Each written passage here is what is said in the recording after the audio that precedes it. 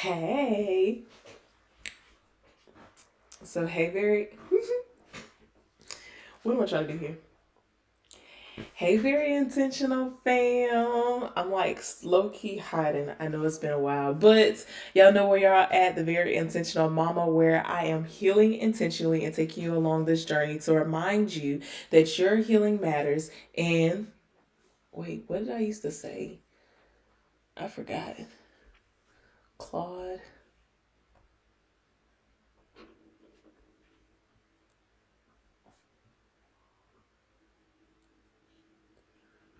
Continue with Google. Yeah, because I forgot my saying.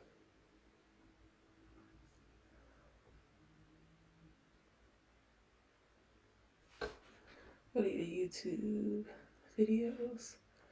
Yes, this one's gonna be a little whatchamacallit because of the fact.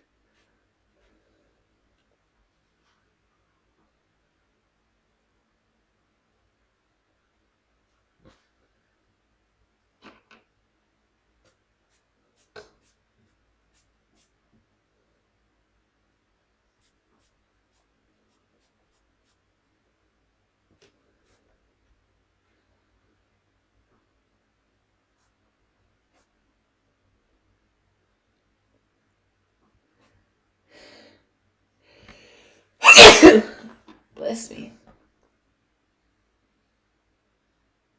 Okay, yeah, here we go. Okay, so welcome back, very intentional fam. And if you're new here, I am the very intentional mama who is healing intentionally. I always say intentionally, who is healing intentionally and taking you along this journey to show you that your healing is possible, your story matters, and you're exactly where you need to be. This is a very impromptu video. But I just feel like there's this message that needs to be stated, especially in a season of transitioning. Lord, what am I doing? Okay, I don't know. Welcome back, very intentional fam. If you're new here, I'm your girl Aaliyah, the very intentional mama who is healing intentionally and taking you along this journey so that you can know that your healing is possible, your story matters, and you're exactly where you need to be.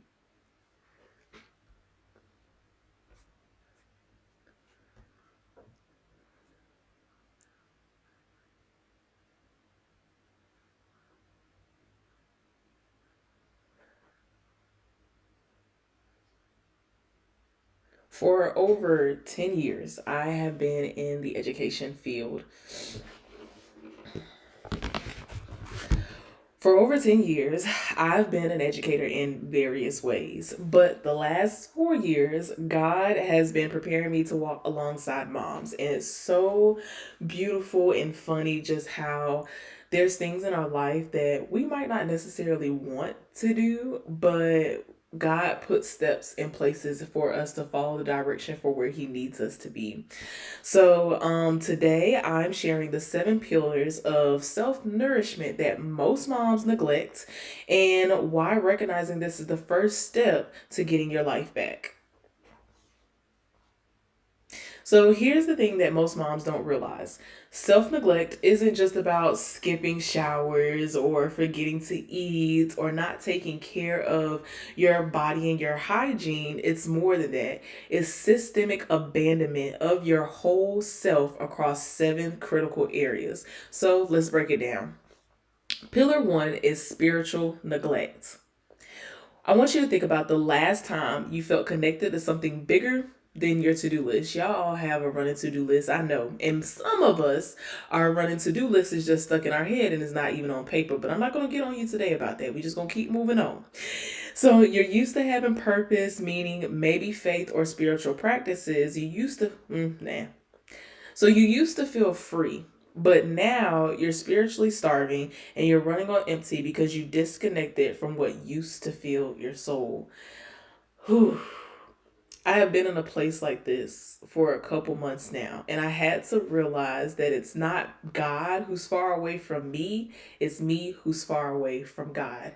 If I don't get in my word, if I don't talk to Him, if I don't listen to worship, if I'm not listening to sermons, if I'm not doing things to edify His name and to refill my spirit man, then I'm neglecting my spiritual being. Pillar two, emotional neglect. So you're suppressing and pushing down and powering through every feeling that comes up. You feel sad? There's no time to be sad. You feel angry? It's inappropriate to be angry. You feel overwhelmed? Just push harder. You're trying you're treating your emotions like inconvenient interruptions instead of important information. When you feel your body telling you things, and this is another one that we're going to get into, this is the next pillar, but when you feel your body telling you things, especially in your emotions, you need to listen to those things. Don't dwell on it, but think about, where did the root of this come from? When did I actually start feeling like this? Pillar Pillar three, physical neglect. Now, this is what I'm talking about as far as your body. Your body sends you signals, whether it's fatigue, aches, illness, headaches. I've been having a lot of those lately. And you ignore every single one of them, then you are neglecting yourself physically. You will take your child to the doctor for a cough, but you ignore your own chest pains. And I forgot when I wrote this, y'all, and it's hitting me now because I've been having headaches and I was ignoring it. I just like, oh, I'll be fine, until I finally went to the doctor and realized that my migraines had came back. But I didn't want to take myself to the doctor because I will be fine. Again, this is physical neglect. Your body is your temple, and your body is your temple, and you're treating it like a hand-me-down used. Oh, okay. Your body is a temple, and you're treating it like a hand-me-down car that you never wanted. Mm. Pillar four, social neglect. So, you remember when you used to have friends? Remember when you used to have conversations that weren't only about kids and your schedules? You've gotten to a place where you've isolated yourself so much that you can't remember the last time that someone asked you how you're doing and you actually answered honestly. That is social neglect. Social neglect is saying, I don't like people, and so you choose to just stay home and hide yourself away when honestly, you need people. Pillar five, mental neglect. Your brain is starving. Now, we know that when we were in school, we always had a reason to grow. We always had a reason to learn. Well, just because you're not in school anymore doesn't mean that that stops. You used to learn, you used to grow, you used to challenge yourself intellectually. Now, your most complex thought, which it is very hard to think of some days, but it's, what is for dinner? You're intellectually malnourished and wondering why you feel so stuck. I've been seeing this trend lately where people have been creating their own curriculums for personal development and things of that nature. And I'm about to hop on a train because I want to fill myself up with some new knowledge. And that's not just business, that's not just about my kids, but that's about something that I actually enjoy. I'm challenging you to do it too. Matter of fact, in the comments, I want you to drop what's something in your life right now, or something maybe that whenever you were a child that you really, really, really wanted to know a lot about. I used to love dolphins. I remember whenever we had to do like animal projects, I always did dolphins. So what's something that you love, that you want to know more about? I want you to drop in the comments what your personal curriculum is going to be about. We might even do a whole project on it. I don't know yet. We're going to see. We're going to come back to it. Pillar number six, creative neglect. Now, this is one where I'm still working very heavily on because I tend to feel as though I don't deserve to get into my creativity. So whatever used to make you feel alive, art, music, writing, dancing, crafting, now it's buried under laundry and guilt. And dang, I got 3 baskets of laundry. My God. Sometimes whenever you look at things and you come back to it after a while, it's right when you need it. And as I'm reading over the notes that I took for myself, it's very much fitting and hitting for me. So you've convinced yourself that creativity is selfish luxury when it's actually essential nourishment. How else are your children supposed to know how to expand the big ideas within inside of them if you're always hiding yours? Ouch. Pillar 7, personal identity neglect. You have now become Ava's mom, Michael's wife, but you can't remember who you are. Your identity has been completely consumed by your roles, and you're grieving a person you can barely remember. Now, here's the part that's going to sting, but I need you to hear it. Your self neglect is continuing the generational cycles we so desperately want to break. Every time you ignore your spiritual hunger, you teach your children that meaning doesn't matter. When you suppress your emotions, you show that feelings are dangerous. When you neglect your body, you model that self care is unnecessary. Your children are watching you disappear. They're learning that love means self abandonment. They're absorbing the message that their worth is tied to how much they sacrifice and how much they do. You think you're being a good mom by neglecting yourself, but you're actually teaching them to do the same thing.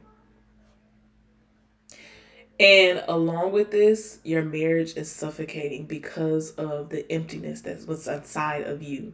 You can't pour from an empty cup. And you've been bone dry for so long, you've forgotten what full feels like. Your partner is either walking on eggshells around your resentment, or they've stopped trying to connect because there's nothing left of you to connect with. And I believe the thing that's the most heartbreaking about this all is that you just think it's normal. You think this is just my life. And I was there too. But that's not the end of it. So often we've been told that motherhood means that good moms sacrifice everything. But listen to me, it's a lie from the pits of hell. Sacrifice and self neglect aren't the same thing. One is intentional and temporary, the other is destructive and permanent. But like I said, this is not the end all be all. Right now, this is recognition, and recognition is the first step to learning and getting over the hump. Just by watching this video, you've already started the journey back to yourself. The 7 pillars I shared are necessities, and nourishing yourself isn't selfish. It's the most loving thing you can do for you and your family. So the path back to yourself isn't complicated, but it also isn't easy. But it's not meant to be walked alone. Social media will tell you to just practice self-care, but only practicing self-care is not enough. You need more than bubble baths and wine. You need a community that understands the depth of what you're experiencing. And sometimes the only people that understand what we're going through are other moms. So if this video felt like I was in your business and your prayer journal, I want you to know something.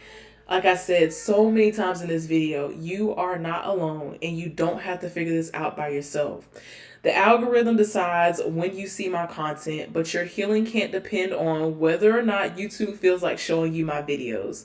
So I want you to click the link in the description and join my email community, because we have something in November just for you that I don't want you to miss.